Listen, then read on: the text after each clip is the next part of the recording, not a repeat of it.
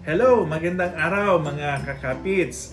Since dumadami na tayo sa grupo at di na lang mga kapitbahay ko ang kakwentuhan ko, napag-isip-isip kong tawagin ko kayong mga ka-teammates. So mga ka-teammates, it's me again, your neighborhood surgeon. I'm Team Yong MD at your service. Please don't forget to watch my other videos by clicking the links below. If you have not subscribed yet, click on the subscribe button as well as that bell signs for the notification of my upcoming videos.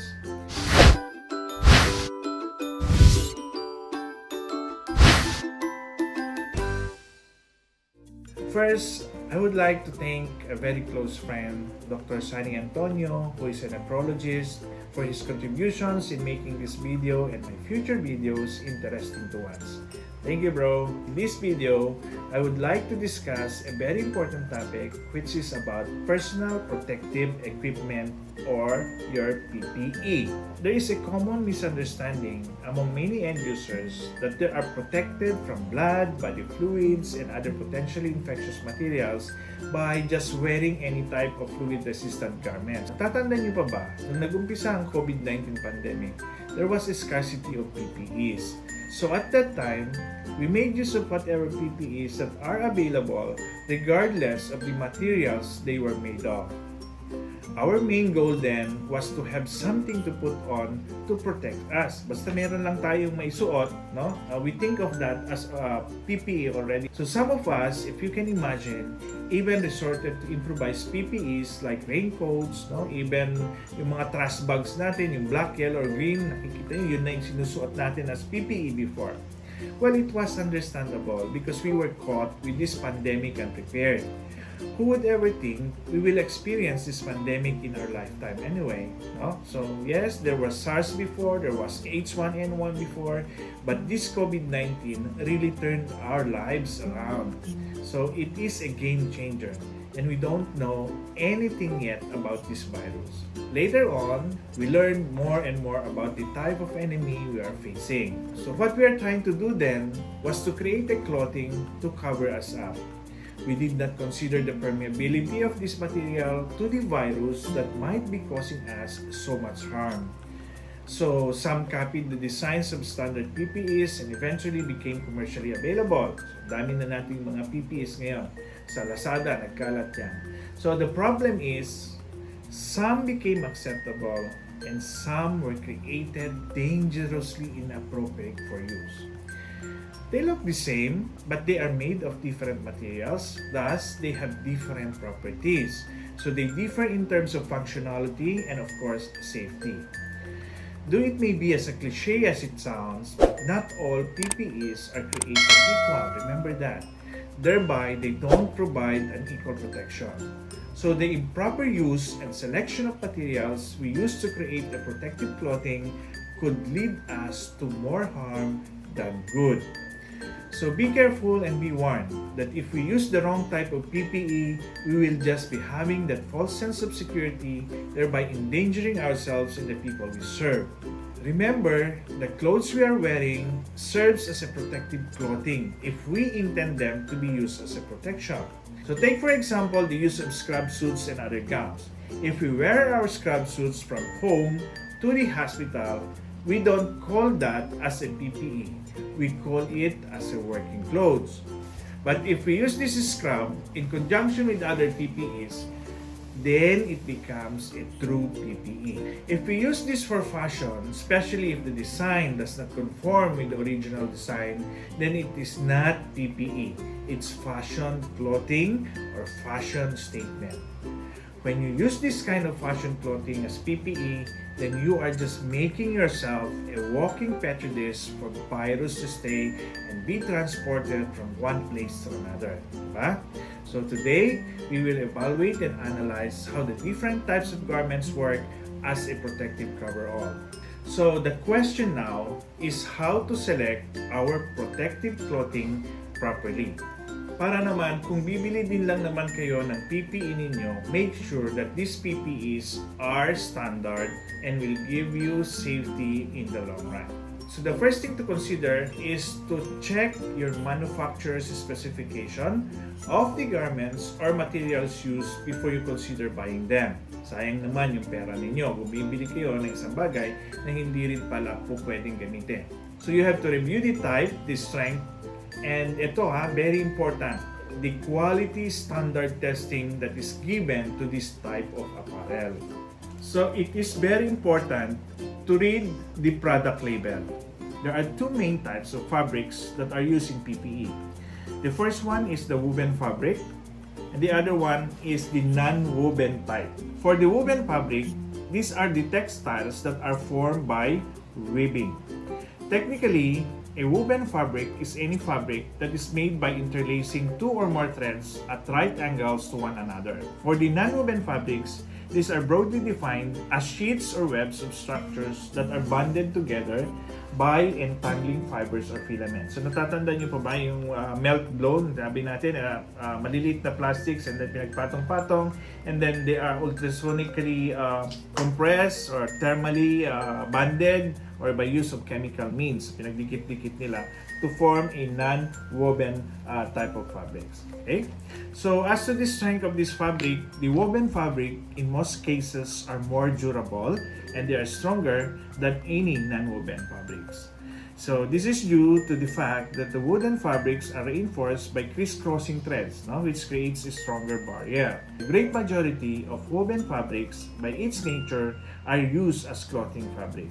So chances are, if your PPE fabric is the woven type, these are the ones that are reusable and washable. For the non-woven fabrics, the durability is entirely dependent on how it is made. Non-woven fabrics have a range of strength and can be made stronger by adding additional support or multi-layering, adding polyethylene laminates and polypropylene layer. It has many different uses. It includes liquid repellents, stretch, thermal insulation, and can act as a bacterial barrier. Parang yung mask natin. The mask is our non-woven fabrics. So these are usually for single use but can be recycled given the proper treatment and facilities. As to the quality standards in the compliance with the regulatory agencies, it is nice to know first the microorganisms movement through a protective clothing materials. So it depends upon several factors. This includes the organism itself, the organism, the carrier, and then the fabric, and of course the environmental condition. So let's talk about the microorganism's shape and size in relation to the filtration capacity as well as its ability to adapt to environmental extreme. As we have mentioned in our previous videos, the bigger the microorganisms, the higher the chances of being filtered. So mas malaki, mas taas yung chances niya na sumabit. So the smaller ones has a higher possibility to pass through the fabric. And the size of the SARS-CoV-2 virus is about 0.3 microns, which could easily pass through a large pore size of fabric such as the woven type. For the non-woven type, they can be constructed with multiple layers. It offers more security blanket. As to its ability to adapt to environmental extreme, remember that COVID-19 virus can live in surfaces for 72 hours or 3 days. Okay? So it is advisable that PPEs should be disposable rather than washed and reused when handling biohazard. So let's talk about the characteristics of the carriers. Carrier means siya yung magdadala ng mikrobyo kung saan man destinasyon siya pupunta. Example, water. Okay? Yung water will serve as the carrier of that virus bago siya dumapo sa isang clothing. Okay? So in terms of volume, it is expected that the greater the volume of carrier, like your water, your blood, and other body fluids, the more microorganisms, or in this case, this viral particle, it can carry. So, kung mas marami yung tubig na yon, mas marami rin siyang daladalang mikrobyo or daladalang virus. So, pag-usapan naman natin yung permeability and viscosity. So, permeability is inversely proportional to the viscosity of the fluid. So, habang mas malapot yung fluid, mas mahirap siyang mag-penetrate. Okay? So, it is also said that viscosity varies inversely to the temperature. So, habang umiinit, lalong lumalabnaw yung tubig. Hindi siya masyadong malapot. So pag mainit, mas mabilis mag-penetrate yung carrier or yung mga fluid or body fluids through that fabric. So the lower the viscosity, the higher is the permeability. And the higher the temperature, the lesser will be the viscosity. So for the surface tension, liquids with higher surface tension like water are more likely to bead on a surface than liquids with lower surface tension. So, ibig sabihin, pag nagkumpol-kumpol yung tubig, mas malaki siya so hindi siya mabilis penetrate sa surface. So, yun yung surface tension. So, the higher the surface tension, like water, mas mahirap silang pumasok doon sa fabric. Okay. So, liquids naman with lower surface tension are more likely to wet and penetrate through the garment. Like for example, your blood, your saliva, your gastric juice, your duodenal and ileal juices, and even sweat. So pag nagsasuction ka, mas mabilis mag-penetrate itong mga body fluids na to kesa sa water doon sa iyong clothing. So they have a lower surface tension than water. So these type of fluids can penetrate fabrics that's more easily than water carrying a load of organisms with them. So water may not be a good representative for evaluating the barrier effectiveness of a healthcare PPE, and therefore it may overestimate the effectiveness of the PPE for that bloodborne pathogen. So nakikita nyo sa mga jackets usually na ginagamit natin sa mga mountain climbing and gano'n, nililabel lang nila as water repellent. So yun nga sabi natin, hindi lahat na nasasabihin ng water repellent are repellent also to other types of fluid. Okay? So next is our physical and chemical properties of the fabric na. So nandun na tayo sa clothing. So these include factors such as thickness, the pore size, and repellency. So we say that the thicker the fabric layer, the higher the filtering capacity of the fabric. Pero yung mga woven type, habang kinakapalan mo, bumibigat din siya. No? So habang mas makapal yung mga woven type ng fabric, parang uneasy siya na gamitin. Compared to those with non-woven type, kahit makapal siya, since these are plastics, these are melt-blown plastics, magandang sila. Mas mabilis silang gamitin at mas comfortable silang gamitin. Another one, there is a common misunderstanding among many end users regarding repellency. Okay? Which they believe they are protected from blood, body fluids, and other potentially infectious materials when they wear any type of water-resistant garment. Please don't get it wrong. This is not right. Repellency means the ability to repel, and in this case, we say repellent to water. It means refusal to entry of water, but not necessarily with other fluids. Okay? So unfortunately, there is no consensus in the textile industry for using this term.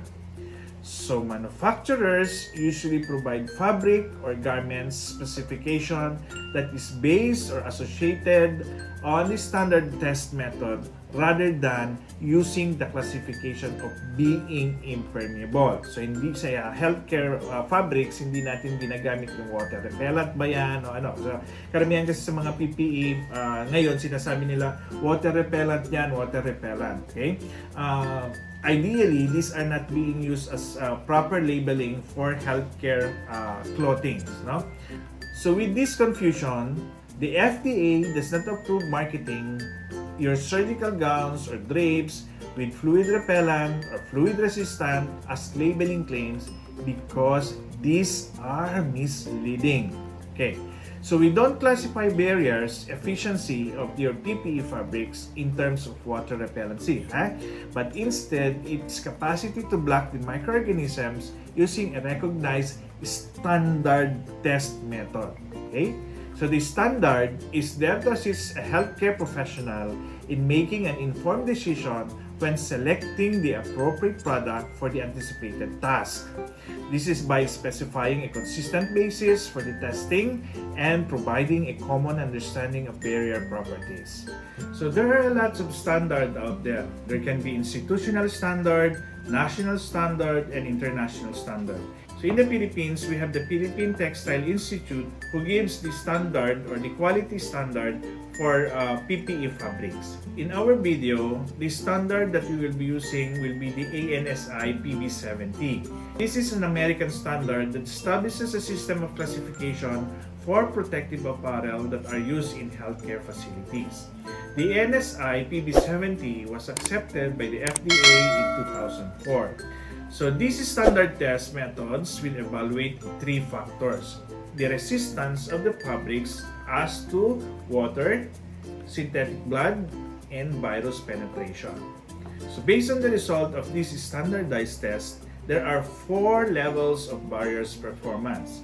So we have levels 1, 2, 3, and 4. Level 1 being the lowest level of protection and level 4 being the highest level of protection. We label a PPE clothing as level 1 if it has undergone a testing using a 42 impact penetration test, wherein they use water as the liquid channels. So the expected penetration result of a level 1 PPE should have at least a minimal water resistance or some resistance to water spray. Level 1 PPEs is worn in low-risk areas like the outpatient clinic, the non-COVID-19 wards that are required the staff to wear surgical masks and goggles or your face shield.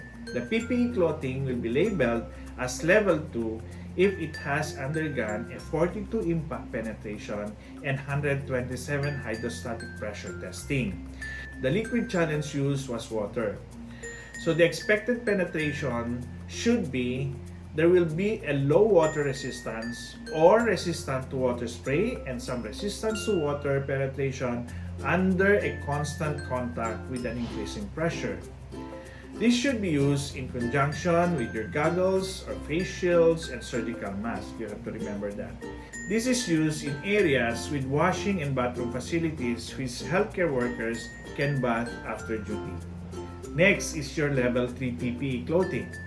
A PPE clothing will be labeled as level 3 if it has undergone a 42 impact penetration and 127 hydrostatic pressure testing. The liquid challenge used here is water, and the expected penetration result should be that a level 3 PPE should have a moderate water resistance. So the resistant to water spray and some resistant to water penetration under a constant contact with an increasing pressure. So level 3 PPEs are advisable for the triage area and other areas where patients under investigations are admitted. So remember, this level of PPE protection should be paired with a cap and a goggles. You have to have your face shield, your N95 mask, and of course, you should be wearing your gloves. Level 4 PPE clothing should have tested against a synthetic blood penetration test and a viral penetration test. So the liquid challenge here is that they use surrogate blood for the liquid portion and bacteriophages for the viral penetration portion. So only level 4 PPE are the ones that does not allow fluid and viral penetration. This level of PPE protection should be paired with a surgical cap, an N95, scrub suits, goggles or face shields, a double gloves, and dedicated shoes and shoe covers. Level 4 PPEs applies to all personnel in the areas where confirmed cases of COVID-19 are admitted, like the COVID ward, the ER, the OR, and the intensive care unit. They include healthcare workers who have to stay in these areas for at least 4 hours. So the next thing that you have to consider in selecting your PPE is that consider a protective clothing that is suitable for use in medical setting. So in this case, it is very important to read the specifications and labels of the fabric. Like for example, this PPE is made up with taffeta fabric and is labeled non-medical grade. PPE should have available information of the type of fabric and the different quality standards it passed through. So the next thing to consider is you have to determine the protective clothing design, including the areas of protective coverage. Okay. Coveralls are typically clothing that provides 360 degrees of protection because they are designed to cover the whole body. Most of the time, the seams are overlaid with tape to cover up the gaps in between stitches and zippers. So makikita nyo dito sa mga level 4 PPE, meron pa siyang plastic. This will cover the seam, no? Yung pinagdaanan ng tahi, may mga butas na yon, kinakailangan mo pang i-cover yon so that you will avoid the possibility of entry on that side for the virus, no? So the level 4 PPE, makikita nyo, meron din silang mga stickers, no? So these are stickers na pagka natapos mo na, you will have to stick it like that so that you have a complete barrier. So you have a complete barrier towards the virus at naka-cover up mo yung zipper. Okay? Yung zipper kasi, yung seam size niyan, dapat may cover pa siya. Yung pinagtahian mismo, dapat nilalapatan ng tape para hindi pumasok doon ang virus. So makikita niyo yung mga level 4 PPEs nyo, kaya meron kayong mga blue dyan. No? Kasi ito yung ginagamit para i-cover yung needle punctures na pinagdaanan ng pagtahi. For the gowns, they do not provide a continuous whole body protection because of the possible openings in the back, okay, and the coverage to the mid-calf body. So it is important to have a sufficient overlap of the fabric so that it wraps around the body to cover the back.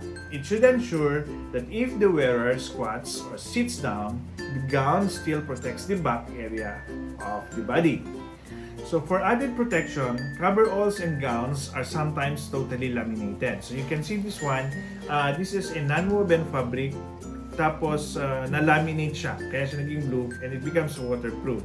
Compared to this one, this is a woven fabric also without lamination. So mas nakaka-penetrate yung tubig dito. This is another type of gown, okay, that is not laminated. And the next thing that you should consider is the features that impact its ability to be effectively integrated with other forms of PPE.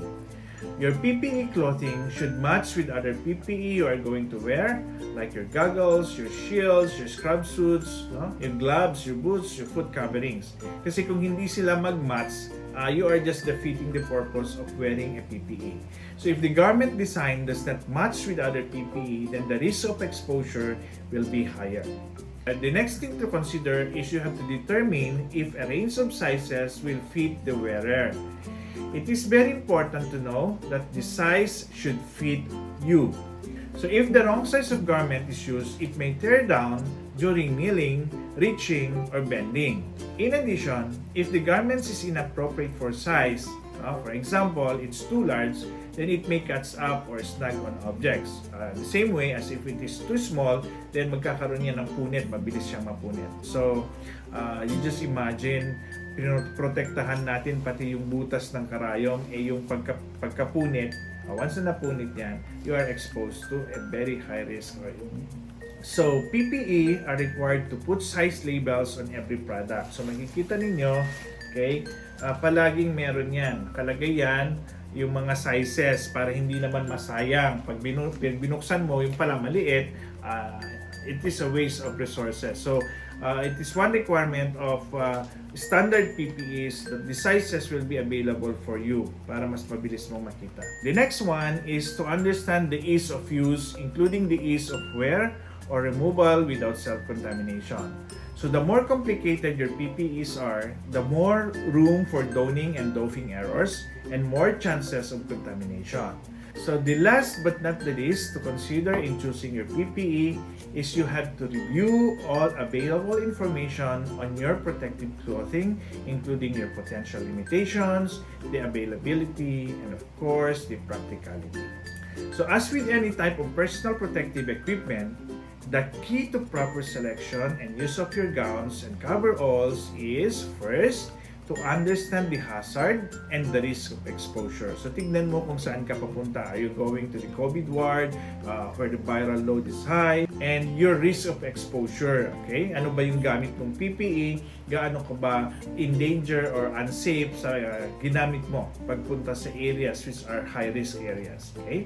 And then the second is Ito, napaka-importante ito. Be guided by current scientific understanding of how protective clothing materials provide a protection against microorganisms. So ito yung diniscuss na natin kanina, no? Ang mga points to consider before buying a PPE. So if we know the potentials and limitations of the protective clothing, this will save us from that false sense of security, thereby assuring you safety and peace of mind in the long run. Okay, mga ka-teammates, dito na nagtatapos ang ating discussion, and I hope I was able to give you some things to consider before buying your PPEs. So it is not enough that you buy a PPE at a very low price and yet it will not give you ample protection, or you are not being safe by using this one. So it will just give you that false sense of security. Okay? So, hanggang dito na lang, and I hope you will still be there with me with my succeeding videos. I'm inviting you to please again subscribe and click that bell button so that for the new contents, ma-inform ko kayo kung kailan mangyari. Salamat mga ka-teammates!